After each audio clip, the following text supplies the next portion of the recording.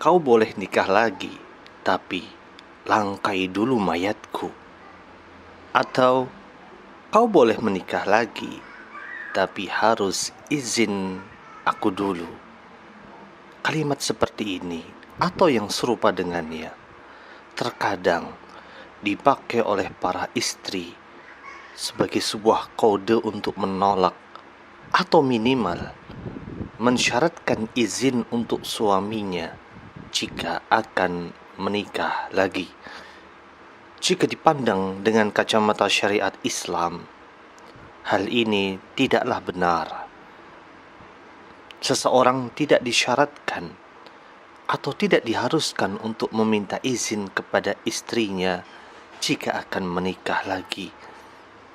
Oleh karena itu, apabila seorang suami tidak izin lebih dahulu, maka pernikahannya adalah sah menurut syariat Islam. Namun, alangkah baiknya jika seorang suami akan menikah kembali, hendaknya dia membicarakan secara baik-baik dengan istrinya, dan ini merupakan salah satu bentuk kebaikan akhlak seorang pria.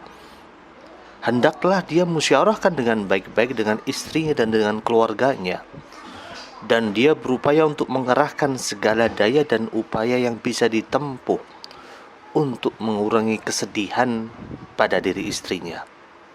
Hal ini sangat penting untuk dilakukan. Cepat atau lambat, istri pertama juga akan tahu kalau Anda menikah dengan sembunyi-sembunyi. Hal ini sebagai sebuah bukti akan kesiapan seorang suami dalam menghadapi berbagai risiko yang mungkin akan dihadapinya setelah berpoligami.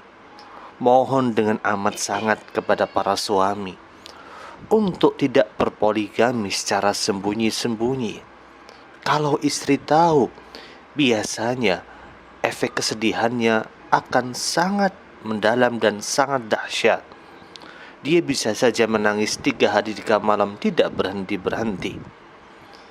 Ada baiknya juga kita memperhatikan sebuah fatwa yang dikeluarkan oleh Lajnah Daimah, Komite Tetap untuk Pembahasan Ilmiah dan Fatwa yang berada di Arab Saudi, yang menfatwakan laisa bifardin ala zauj, tidak wajib bagi seorang suami idza arada an yatazawwaja thaniyatan, apabila ingin menikah untuk yang kedua kalinya, an yurdiya zaujatahu al-ula, untuk membuat ridho atau rela mendapatkan izin dari istrinya yang pertama.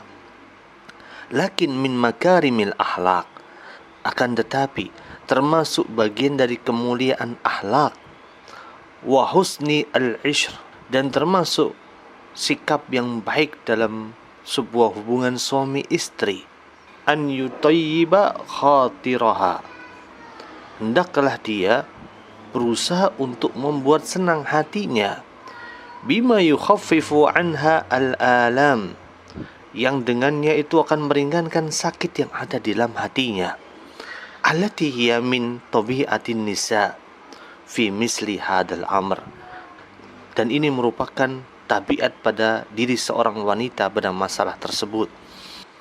Nah, itulah yang hendaklah dilakukan bagi orang yang akan melakukan syariat poligami. Walaupun dalam syariat Islam tidak disyaratkan keridhaan dan izin dari istri, akan tetapi termasuk bagian dari akhlak yang mulia yang harus dimiliki oleh seorang pria. Hendaklah dia betul-betul menyampaikan kepada istrinya akan apa yang diinginkannya, agar kita harapkan tidak terjadi sebuah madarat atau keburukan yang tidak kita inginkan.